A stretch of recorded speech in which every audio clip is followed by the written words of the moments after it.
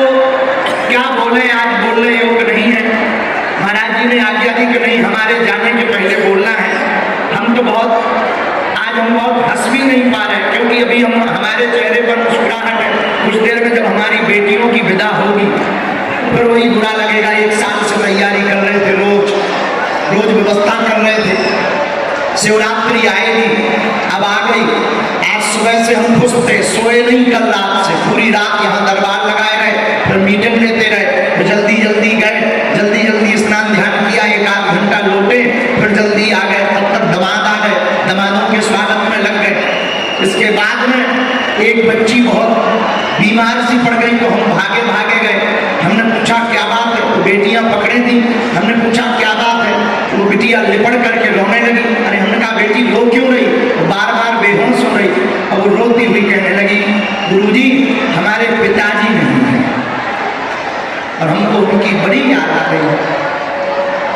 हमसे रहा नहीं गया कि उसने कहा कि हमारे पिता नहीं है।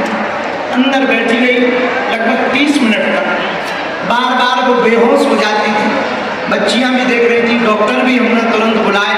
डॉक्टर ने कहा कुछ नहीं है, बहुत ज़्यादा रो रही है तो बीपी लो हो रहा है। हनुमान जी से प्रार्थना करी। जब उसको हमने हाथ पकड़ा, हमने कहा बिटिया हम धर्म पिता तो हैं, हमने जन्म भले ही नहीं दिया तो क्या हुआ, पर तुम हमारी बेटी हो। और जितनी भी बेटियां आज यहाँ पर पाणी ग्रहण पर परिणय सूत्र में बन रही, मेरी बेटियों तुम्हें चिंता नहीं करना है।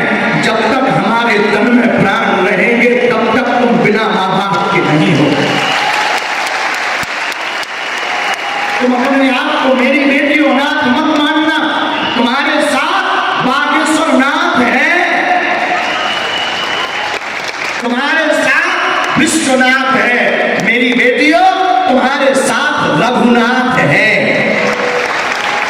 और जितने ये घराती बराती पंडाल में बैठे खड़े हैं, मंच पर गणमान्य बैठे हैं, मेरी बेटियों इनको हमने जो प्रार्थना की स्वामी जी से या राजपीठ के लोगों को फोन लगाया या महाराज जी को बुलाया, हमने अपने लिए नहीं बुलाया। ना तो हमें वर्चस्व दिखाना है, ना हमें दुनिया को प्रदर्शन करना है। हम तो बस इन लोगों को बुला करके ये निवेदन करना चाह रहे कि ये वो बेटियां हैं जिनके माँ बाप नहीं है, ये वो बेटियां हैं कि जिनके माँ बाप तो हैं पर उनके पास में रुपया नहीं है, व्यवस्था नहीं है।